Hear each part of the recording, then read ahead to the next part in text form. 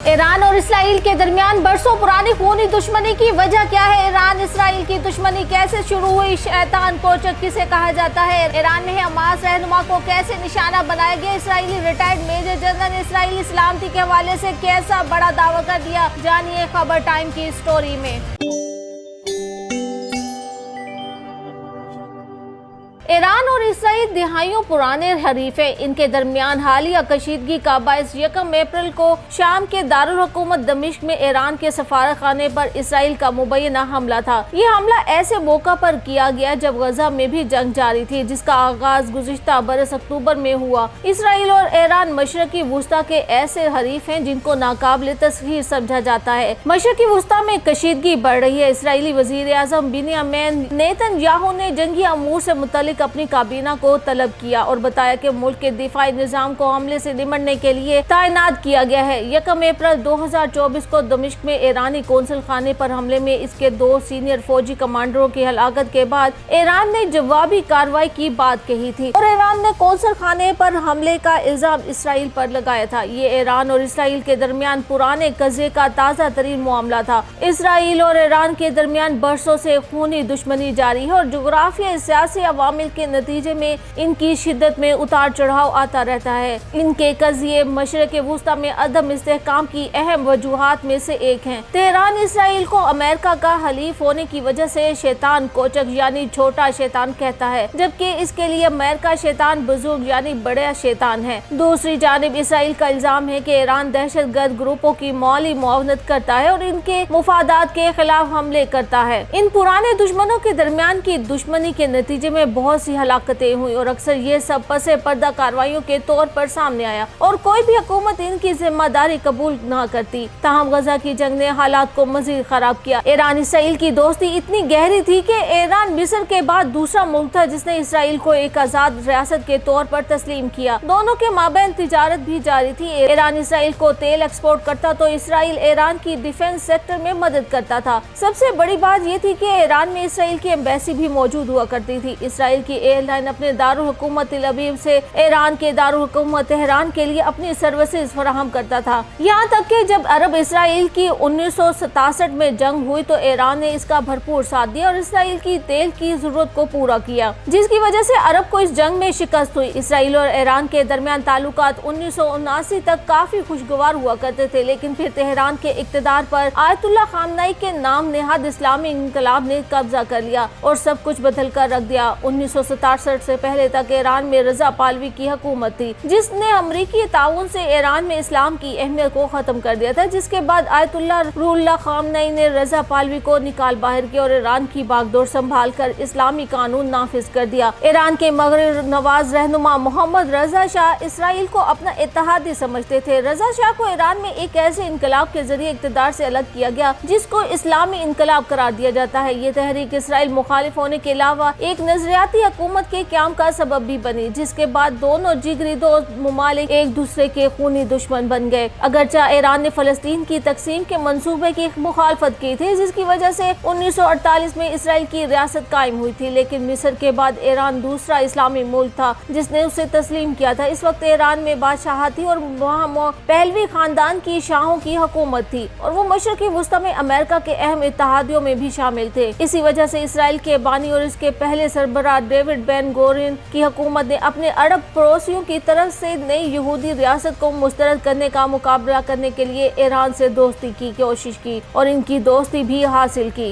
लेकिन 1979 में Ayatollah Ruhullah Khamenei के इनकलाब ने शाह का तख्ता उलट कर एक ऐसी इस्लामी जमहूरिया कायम की जिसने खुद को मजलूमीन के मुहाफिज के तौर पर पेश किया। नई हुकूमत की शनाख्त की एक अहम अलामत में अमेरिका की मुखालफत और इसके इत्तेहादी इसराइल की साम्राज्यत को मुस्तरद करना भी शामिल था। नई आयतुल्लाह हुकूमत ने इसराइल के साथ ताल्लुकात मुनक़ता कर लिए, इनके शहरियों के पासपोर्ट तस्लीम करना बंद कर दिया। तेहरान में इसराइली सफारतखाने पर कब्जा करके इसे फलस्तीन लिबरेशन ऑर्गेनाइजेशन के हवाले कर दिया। PLO इस वक्त इसराइली हुकूमत के खिलाफ फलस्तीन रियासत की क़यादत कर रही थी। कहा जाता है कि इसराइल के खिलाफ दुश्मनी नई ईरानी हुकूमत का एक सतून था, क्योंकि इसके कई रहनुमाओं ने फलस्तीनियों के साथ तरबियत ली थी। उन्होंने लबनान जैसी जगहों पर फलस्तीनियों के साथ गोरिल्ला जंग में हिस्सा लिया था और इन्हें نے ان کے ساتھ بہت ہمدردی تھی۔ نیا ایران خود کو ایک اسلامی طاقت کے طور پر پیش کرنا چاہتا تھا اور اسرائیل کے خلاف فلسطینی مسئلے کو اٹھانا چاہتا تھا، جسے عرب مسلم ممالک نے ترک کر دیا۔ اس طرح تہران میں سرکاری حمایت کے ساتھ بڑے فلسطینی حامی مظاہرے عام ہو گئے۔ دوسری طرف اسرائیل میں ایران کے خلاف دشمنی 1990 کی دہائی تک شروع نہیں ہوئی تھی، کیونکہ اس وقت تک صدام حسین کے عراق کو بڑا علاقائی خطرہ سمجھا جاتا تھا، یہاں تک کہ اسرائیلی حکومت نے ایران کنترا کے نام سے مشہور خفیہ پروگرام کو ممکن بنانے میں ثالث کا کردار ادا کیا، جس کے ذریعے امریکہ نے 1980 سے 1988 کے درمیان اس کے پڑوسی عراق کے خلاف جنگ میں استعمال ہونے والے ہتھیاروں کو ایران کی طرف موڑ دیا تھا۔ لیکن وقت کے ساتھ اسرائیل نے ایران کو اپنے وجود کے لیے ایک اہم خطرے کے طور پر دیکھنا شروع کر دیا اور دونوں کے درمیان دشمنی زبانی جنگ سے نکل کر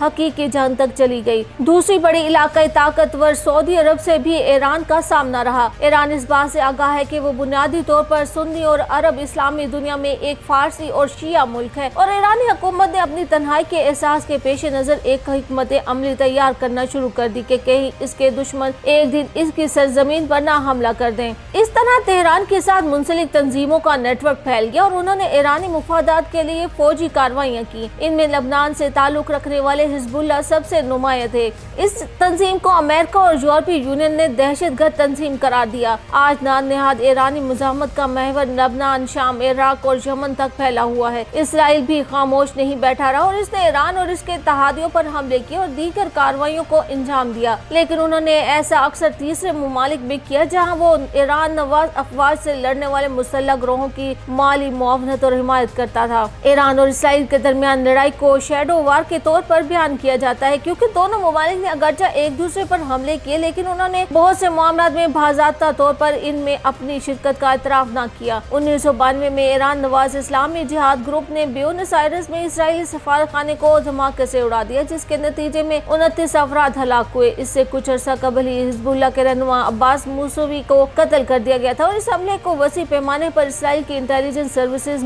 سے منسوخ کیا گیا۔ ایرانی جوہری پروگرام کو ناکام بنانا ہمیشہ سے اسرائیل کے لیے کسی جنون سے کم نہ تھا، تاکہ آیت اللہ کو جوہری ہتھیاروں کے حصول سے باز رکھا جا سکے۔ اسرائیل ایران کے اس موقع پر یقین نہیں کرتا تھا کہ اس کا پروگرام صرف شہری مقاصد کے لیے اور بڑے پیمانے پر یہ تسلیم کیا جاتا ہے کہ اس نے امریکہ کے ساتھ مل کر اسٹیکس نیٹ نامی کمپیوٹر وائرس تیار کیا تھا، جس نے نئی صدی کی پہلی دہائی میں ایرانی جوہری تنصیبات کو شدید نقصان پہنچایا۔ تہران نے اپنے جوہری پروگرام کے انچارج کچھ اہم سائنسدانوں کے خلاف حملوں کا الزام بھی اسرائیلی انٹیلیجنس پر لگایا، جس سے سب سے زیادہ قابل ذکر محسن فخری زادہ کا 2020 میں قتل تھا، جو ایرانی پروگرام کے سب سے سینئر شخص سمجھے جاتے تھے۔ اسرائیلی حکومت نے کبھی بھی ایرانی سائنسدانوں کی ہلاکت میں اپنے ملوث ہونے کا اعتراف نہیں کیا۔ اسرائیل نے اپنے مغربی اتحادیوں کے ساتھ مل کر ایران پر ماضی میں اپنی سرزمین پر ڈرون اور راکٹ حملوں کے پیچھے ہونے کا الزام عائد کیا اور ساتھ ہی ساتھ متعدد سائبر حملے بھی کیے۔ 2011 میں شام میں شروع ہونے والی خانہ جنگی بھی ان کی محاذ آرائی کی ایک اور وجہ تھی۔ مغربی انٹیلیجنس کا کہنا تھا کہ ایران نے صدر بشار الاسد کی حکومت کا تختہ الٹنے کی کوشش کرنے والے باغیوں کے خلاف ان کی افواج کی مدد کے لیے رقم، ہتھیار اور انسٹرکٹر بھیجے۔ اسرائیل نے اسے اپنے لیے خطرے کی گھنٹی سمجھا اور اس نے یہ خیال ظاہر کیا کہ پڑوسی ملک شام ان اہم راستوں میں سے ایک ہے جس کے ذریعے ایرانی لبنان میں حزب اللہ کے لیے ساز و سامان اور ہتھیار بھیجتے ہیں۔ امریکی انٹیلیجنس پورٹل اسٹریفو کے مطابق مختلف اوقات میں اسرائیل اور ایران دونوں نے شام میں کارروائیاں کی جن کا مقصد ایک دوسرے کو بڑے پیمانے پر حملہ کرنے سے باز رکھنا تھا۔ یہ شیڈو وار 2021 میں زمین سے سمندر تک پہنچ گئی۔ اسی سال اسرائیل نے خلیج عمان میں اسرائیلی جہازوں پر ہونے والے حملوں کا الزام ایران پر لگایا، جبکہ ایران نے اپنی طرف سے اسرائیل پر بحیرہ احمر میں اس کے جہازوں پر حملہ کرنے کا الزام لگایا۔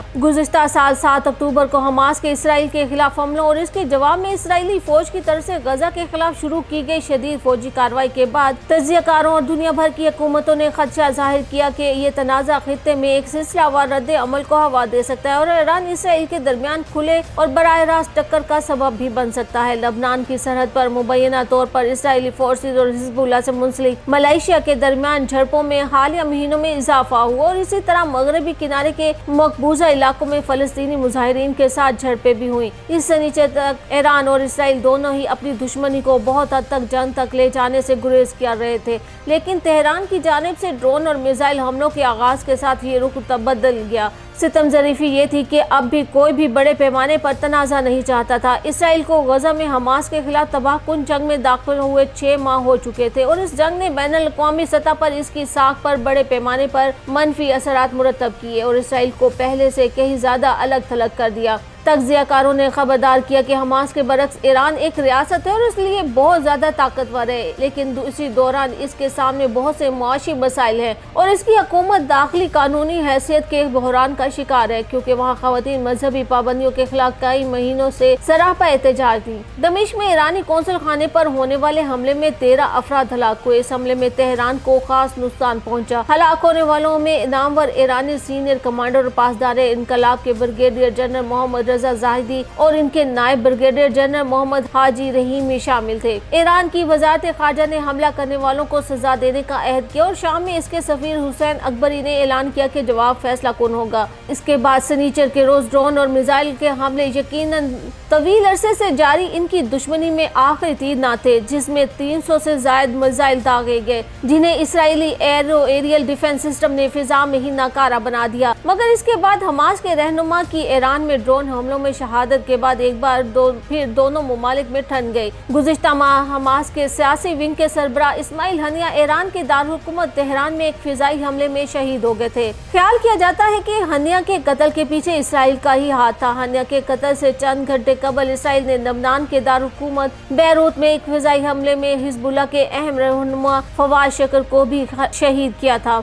मगर इसके बाद इसराइल और हमास के दरमियान मुआहदे तक पहुंचने के लिए दोहा की मेजबानी में मुज़ाकरात हुए, जिनके दौरान आखिरी 48 घंटे ड्रामाई रहे। कतर, मिस्र और अमेरिका की जानिब से एक मुश्तरका बयान में तीनों फरीकों का कहना था कि दोहा में गुज़िश्ता 2 दिनों के दौरान इनकी हुकूमतों के आला ओहदेदारों ने जंग को खत्म करने के मकसद से सालिस के तौर पर बातचीत में हिस्सा लिया, जिसका मकसद गजा में जंग बंदी मुआहदा, गैरगमालियों और कैदियों की रिहाई था। ये मुज़ाकरात संजीदा और तामीरी रहे और मुस्बत माहौल में हुए। दोहा अमेरिका, कतर और मिस्र की हिमायत से फरीकैन के बीच दुश्मनी को कम करने के लिए एक तजवीज भी पेश की गई। तेहरान में हमास के सियासी ब्यूरो के सरबराह इस्माइल हनिया के कत्ल के बाद मुनक्किद होने वाले इन मुज़ाकरात में खास बात वो चंद मिनट थे जिस दौरान इसराइली वफद को दोहा के होटल में मजीद एक रात क़याम करने पर राजी किया गया, ताकि अगले दिन मुज़ाकरात मुकम्मल किए जा सके। इसराइली वफद जानता था कि बैरूत में हिजबुल्लाह के सीनियर कमांडर फवाद शकर और तेहरान में हमास के अहम रहनुमा इस्माइल हनिया के कत्ल के बाद इस खित्ते में इसराइल से बाहर कहीं भी रहना इनके लिए कितना खतरनाक हो सकता है। सालिसों के दबाव के बाद वफद ने एक और रात क़याम करने का फैसला किया। ताहम सलामती के खतरात इनके लिए इतनी तशवीश का बायस थे कि उन्होंने इस जहाज में भी रात गुजारने के इम्कानात का जायजा लिया, जिस पर वो इसराइल से दोहा पहुंचे थे। इसराइल वफद ने इसराइल की निजी सिक्योरिटी और जहाज में साथ लाए गए खास हथियारों पर इन्हिसार करने की कोशिश की। इसके अलावा उन्होंने इस इम्कान का भी जायजा लिया कि अगर वो तैयारे में रात गुजारते हैं तो कतरी सिक्योरिटी एहलकार किस तरह बैरूनी तौर पर तैयारे की हिफाजत करेंगे। इसराइली वफद में मोसाद के सरबराह डेविड हार्निया और जनरल सिक्योरिटी सर्विसेज के सरबराह रोनन बार समेत इसराइली इंटेलिजेंस सर्विसेज के आला तरीन रहनुमा शामिल थे। ताहम ऐसा ना हुआ और वफद ने रात किसी और जगह गुजारी। इसके बाद कतरी वजीर आज़म मोहम्मद बिन अब्दुल रहमान अल सानी ने ईरानी क़यादत से फोन पर बात की और इसराइल पर किसी भी हमले के हवाले से तहम्मुल का मुजाहिरा करने की अपील की, क्योंकि उनका मानना था कि मुज़ाकरात में पेशरफ्त देखी गई है। इस फोन कॉल की वजह से हिजबुल्लाह और ईरान ने मुज़ाकराती दौर के नताइज वाज़ेह होने तक इसराइल को निशाना बनाने का फैसला मुलतवी कर दिया। इस वक्त जिन हालात का इसराइल को सामना है, इसके पेश नज़र इसराइली रिटायर्ड मेजर जनरल